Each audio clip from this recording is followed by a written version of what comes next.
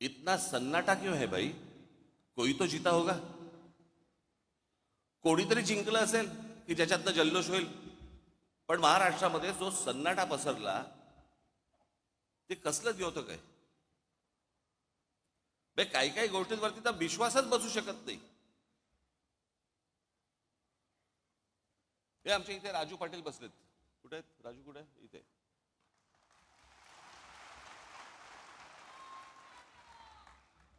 त्यांचं एक गाव आहे, गाव पाटलांचंच गाव. म्हणजे तिकडे त्यांनाच मतदान होतं. साधारणपणे किती 1200 लोकांचं गाव आहे ना, 1400 लोकांचं गाव आहे. या 1400 लोकांच्या गावामध्ये राजू पाटलांना किती मतं पडली असतील? अख्खं सगळं मतदान दरवेळेला त्यांना मतदान होतं. पहिल्यांदा त्यांचे भाऊ उभे होते त्यावेळेला त्यांना मतदान झालं, ते उभे होते त्यावेळेला मतदान झालं, ज्यावेळेला ते खासदारकीला होते त्यावेळेला मतदान झालं. सगळीकडं त्या गावातनं किती मतदान झालं असेल राजू पाटलांना? किती मतं पडली असतील? एक पण नाही.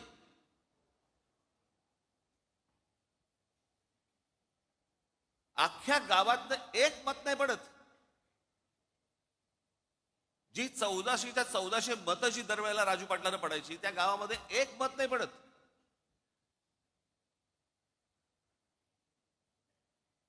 आपल्यातला एक मराठवाड्यामधला आपला एक पदाधिकारी आहे जो तिथे नगरसेवक आहे. नगरसेवक असताना म्हणजे नगरसेवक जेव्हा झाला त्यावेळेला त्याला त्याच्या भागातनं 5,500 मतदान आहे. 5,500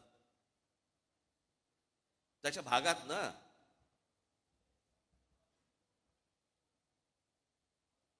आत्ता तो विधानसभेला उभा होता. त्याला त्याच्या वॉर्डामध्ये नगरसेवक पदासाठी म्हणून त्याला 5,500 मतदान झालं होतं. आत्ता विधानसभेच्या वेळेला त्याला किती मतदान झालं असेल? विधानसभा 2,500.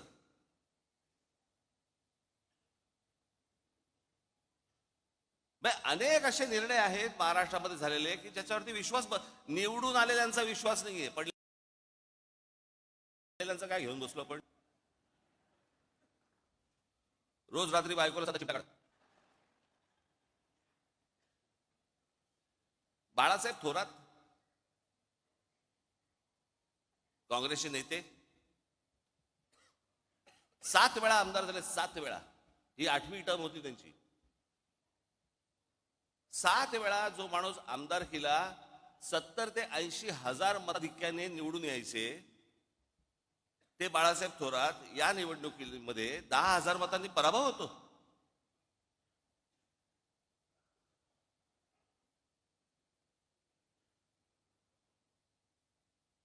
उद्या अनेक लोक बोलतील की राज ठाकरेंचा पराभव झाला म्हणून त्याच्यामुळे ते हे बोलतायत. मी काय बोलतोय? अख्खा महाराष्ट्र बोलतोय.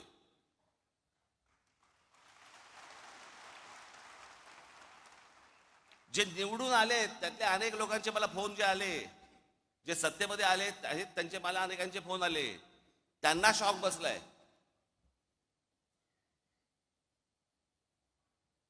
अहो 4-5 जागा येतील. म्हणजे कसं आहे, भारतीय जनता पक्षाला 132 काय जागा मिळाल्या वगैरे वगैरे. चला ठीक आहे. मागच्या वेळेला पण त्यांना काहीतरी 100 काय किती जागा होत्या? 105 च्या आधी नाही, 105 17ला होत्या. 122 काहीतरी 122 काहीतरी जागा होत्या 2014ला. ठीक आहे, आपण समजू शकतो. चला 132. अजित पवार 42.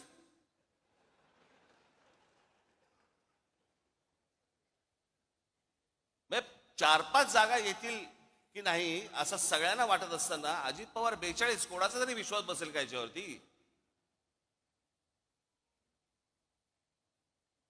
आणि जे इतकी वर्ष या महाराष्ट्रामध्ये राजकारण करत आले, ज्यांच्या जीवावरती हे अजित पवार, भुजबळ सगळेजण मोठे झाले, त्या शरद पवारांना 10 जागा मिळतात.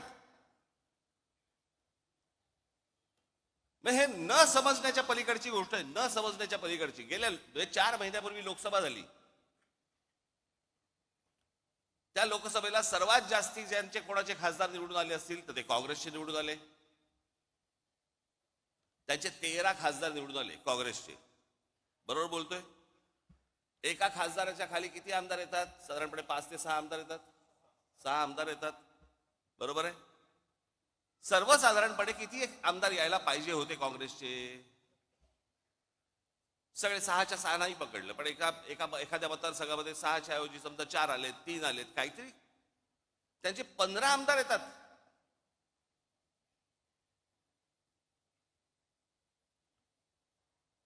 शरद पवार साहेबांचे 8 खासदार निवडून आलेत, 8 खासदार,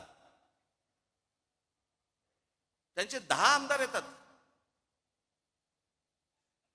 आणि लोकसभेला ज्या अजित पवारांचा 1 खासदार निवडून आलाय तिथे 42 आमदार येतात.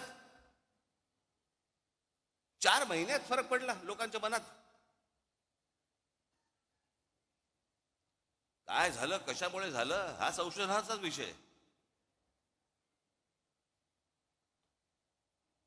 मी तुम्हाला आज काय सांगायला आलोय, या मतदानावरती जाऊ नका. लोकांनी आपल्याला मतदान केलेलं आहे, फक्त ते आपल्यापर्यंत आलेलं नाहीये.